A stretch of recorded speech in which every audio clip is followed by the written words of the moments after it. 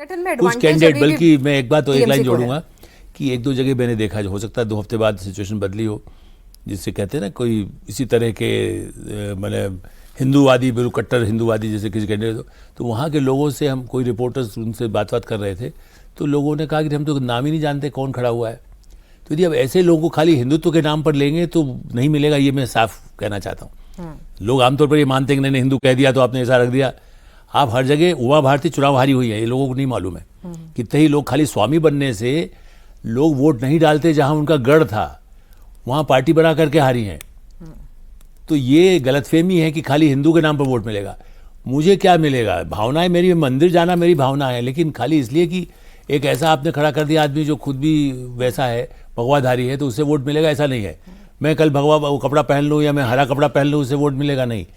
मायावती दलित vote होने से दलित vote कहाँ मिला?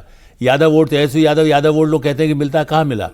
तो बंगाल में तो खैर जाति वाला भी उतना पहलू नहीं है। हाँ, भावनात्मक रूप से है कि वो भी दुर्गा की पूजा करें। जैसे ये चलाया गया था, उसको अमित शाह जी ने भी क्लियर किया, तो मछली नहीं हो, मछली को नहीं खाने देंगे, कोई तुकी नहीं थी। मतलब कहाँ, मतलब बिहार में कितनी मछली खाई जाती है, देश भर में जहाँ भी। तो गृह प्रवेश में भी मछली दी जाती है, if I'm not नहीं, wrong। शादी में हाँ, बताइए, शादी जो आप में, लोग गृह प्रवेश में, मतलब हाँ। हम तो ऐसे परिवारों से जुड़े हुए हैं जो बंगाली, मतलब जहाँ मछली ही वो बना करके जो कुछ किया जाता है, मतलब मैं उसको पूरा वो नहीं एक्सप्लेन कर सकता, जैसे केक बनाया जाता था ऐसे मछली के आकार का बनाया जाता है, उस तरह किया जाता है। तो मछली को, लेकिन ऐसी अफवाह उड़ा दीजिए, तो अफवाहों से खेलना, ये जो भारत विरोधी ताकत, मैं उसको खाली ये नहीं कहूँगा नक्सली, मैं आज भी ये कह रहा हूँ कि ममता के साथ ऐसे भारत विरोधी ताकतें हैं जो शायद हो सकता है, मैं उनको नहीं मानता, वो उनकी अपनी एक अच्छी छवि रही है, लेकिन ऐसे लोग घुसे हुए हैं जिससे बंगाल को नुकसान हो रहा है। बांग्लादेशी घुसपैठियों को कम किया गया वोटर लिस्ट पे, ये एक बहुत बड़ा काम हुआ है।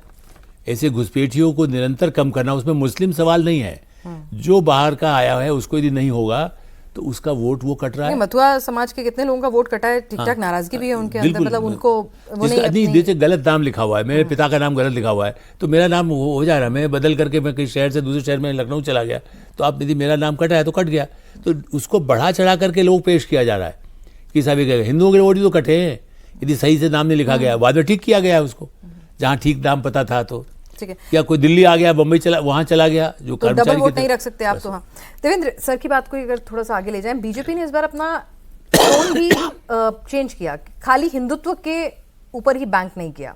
योगी जी को अगर हिंदुत्व की जिम्मेदारी सौंपी गई थी कि भाई ठीक है, आपको मोमेंटम लाना है, कार्यकर्ताओं में जोश बढ़ना है, हिंदुत्व आपका मुद्दा है, वो संभालिए, तो मोदी जी प्रोग्रेसिव अप्रोच और पॉजिटिव राजनीति की बात कर रहे थे, अमित शाह जो गुंडाई दबंगई है टीएमसी की, उसको कर्ब करने की बात कर रहे थे। तो हर एक को बिल्कुल डिफाइंड था रोल सबका। बिल्कुल, और इस बार के इलेक्शन को देखें तो ऐसा लगा कि बीजेपी ने ज़्यादा कोशिश की थी कि हिंदुत्व वाला मसला बहुत नैरेटिव में ना आए, गवर्नेंस ही पहले आए। गवर्नेंस का बीजेपी का अपना मॉडल और उनका कुशासन का मॉडल इस गवर्नेंस का कि ममता बनर्जी की तरफ से, और उसमें ख़ास तौर पर पार्टी के नेताओं को 2 चीज़ें बहुत ज़्यादा हिदायत दी जाती थी। एक तो ये कि कोई ऐसी बात ना कहें, ज़्यादा उग्र बातें, जैसे कि असम के इलेक्शन में जो बातें प्लस पॉइंट थी बीजेपी के लिहाज से, बंगाल में वो चीज़ माइनस पॉइंट थी कि जैसे आप बहुत ज़्यादा उस तरह की बात करेंगे तो जो गवर्नेंस का इशू है वहाँ से ध्यान बढ़ जाएगा।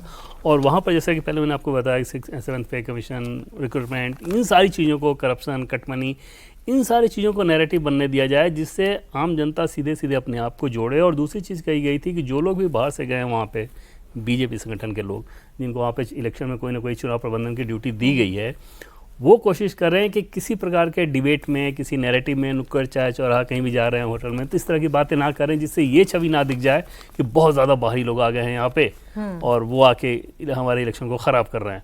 तो ये बंगालियों का इलेक्शन रहने दीजिए, और बाकी जो भी राष्ट्रीय नेता जा रहे हैं बस वो कॉशस रहकर उस काम को कर रहे हैं। और उसी लिहाज से देखें कि जैसे योगी आदित्यनाथ या हेमंत बिस्वा शर्मा को, हेमंत बिस्वा शर्मा का तो पहले इलेक्शन था, योगी तो पहले से खाली थे, फिर भी इनको शुरू में नहीं भेजा गया है। ये लास्ट लैग जिसे कहते हैं कि उसमें कि चलो अब बाकी सारी चीज़ें हो गई, इलेक्शन का एक मोटे तौर पे नैरेटिव बन गया, तो उसमें जो हिंदुत्व वाली बात है उसको लेकर आए। और वहाँ भी हिंदुत्व वाली बात को देखें तो योगी आदित्यनाथ सीधे सीधे वो घुसपैठ या इस तरह की चीज़ों से ही जोड़ रहे हैं, क्योंकि बांग्लादेश की घटनाओं के बाद बीजेपी का ऐसा मानना था कि जो कुछ भी वहाँ पे हुआ, अब यहाँ पर हिंदुत्व को लेकर कुछ कहने की ज़रूरत नहीं है। आमतौर पे बंगाली इस बात को देख रहा है, उस खतरे को जो कि बीजेपी के लोग पहले बताते थे, बांग्लादेश की घटनाओं ने उनको अच्छे तरीके से समझा दिया है। अब बीजेपी का चैलेंज 2 है, और इसमें आपको जान के हैरानी होगी कि आमतौर पर लोग ये बात करते हैं कि वोट गिर जाना, वोट गिर जाना, भय के चलते हम लोग भी इस बात को कहते हैं कि क्या लोग भयभीत हैं वोट देने से डरेंगे या फिर निर्भीक होकर वोट दे दे रहे हैं। बीजेपी के एक बड़े नेता का ये कहना था कि सिर्फ वोटिंग के दिन के नहीं, काउंटिंग के दिन की भी हमें उतनी ही चिंता है। और उन्होंने पिछले विधानसभा में ये कहा कि कम से कम 50 से 60 कंस्टिट्यूंसी ऐसी थी जहां हमारे कैंडिडेट को अंदर मार के भगाया गया और वो सीटें हम लोग जीतते।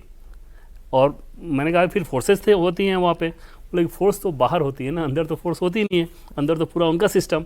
तो इस बार हमारी पूरी कोशिश है कि जिस प्रकार से वोटिंग के दिन मतदाताओं को निर्भीक रखें, काउंटिंग के दिन अपने सिस्टम को, मतलब कैंडिडेट तो छोड़िए, बाकी उनका जो पूरा सिस्टम भी रहता है, हर टेबल पे हमारा जो कार्यकर्ता है वो उसी मजबूती के साथ रहे। और इसी बात से तो नाराज है, इतने सारे अधिकारियों का तबादला कर दिया।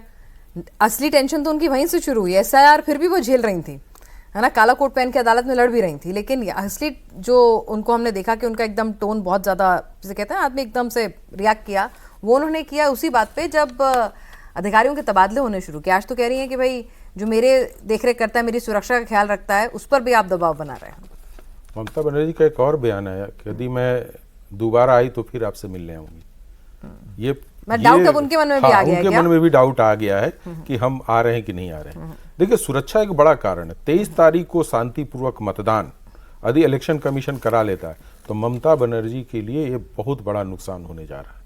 सुरक्षा बहुत बड़ा है। आप महिला पे बात कर लीजिए, रिजर्वेशन को लेकर ये सारी बातें कर लीजिए, लेकिन ये सब पीछे रह जाते। जैसे देवेंद्र जी ने अभी बताया कि 5th पे कमीशन, 7th पे कमीशन का ये बहुत बड़ा मुद्दा है जिसको हम लोग उस पर ध्यान नहीं दे रहे हैं।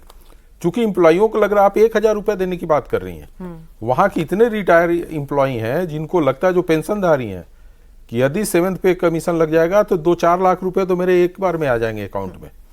और ये चर्चाएं हो रही हैं कि भाई इतने दिनों से सरकार ने सोचा, DA आज तक उनका नहीं निकल पा रहा है, वो देती ही नहीं है। तो जहां तक सरकारी एम्प्लॉइयों के ऊपर मार हुआ है, वहीं पे जो वहां पे पढ़े लिखे लोग थे जिनको एम्प्लॉयमेंट नहीं मिला था, उस पर भी बड़ा इफेक्ट पड़ा है। और जिस एरिया में जो हम लोग कर रहे हैं कि पढ़े लिखे लोगों की बात करें, जिसको भद्र लोग जिसे अभी तक बीजेपी साधने में कामयाब नहीं हुई है, इस बार एकदम उल्टा दिख रहा है। जैसे हम लोगों ने बहुत सारे लोगों से इस बार संपर्क किया, कल भी कर रहे थे, परसों भी कर रहे थे। उन लोगों का कहना था कि देखिए, हम लोग एक बार चाहते हैं कि सरकार को लाए। जितनी बंगाली अस्मिता की बात कर रही हैं उसको हम लोग समझ रहे हैं, ठीक है। जिस दिन दिखेगा कि हमारी अस्मिता पे खतरे आ रहे हैं, उस दिन हम लोग फिर हरा देंगे इस पार्टी को। लेकिन एक बार हम बीजेपी को लाए। और बंगाली अपने संस्कृति को लेकर, अपने भाषा को लेकर बहुत ज्यादा कहिए कि जुड़ाव है उनका। हाँ, उन्हें हिंदी आती है तब भी बंगाली बोलते रहे, वही नहीं मना कर देते हैं कि नहीं आती हमें। अब ट्राम वहां पे 2.5 या 3 किलोमीटर के एरिया में चल रहा है। उनको नाराजगी यह है कि इन्होंने ट्राम बंद करा दिया ममता ने, और वो चाहते हैं कि इसको और अच्छे तरीके से हमको ले आना चाहिए।